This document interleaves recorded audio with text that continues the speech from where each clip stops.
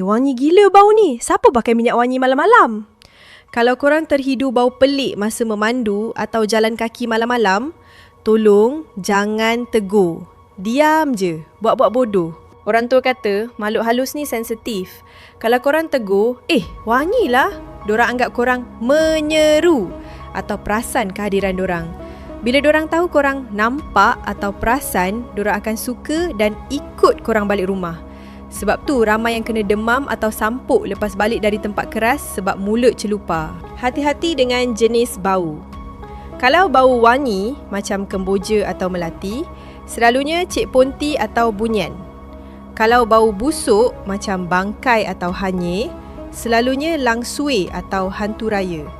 Lagi kuat bau tu, maksudnya benda tu ada betul-betul dekat sebelah korang. Jadi kalau terbau apa-apa, baca ayat kursi dalam hati dan teruskan jalan. Jangan pusing belakang. Takut nanti korang tegur bau wangi, tapi yang menjawab kat telinga korang, wangi ke? Hihihihi.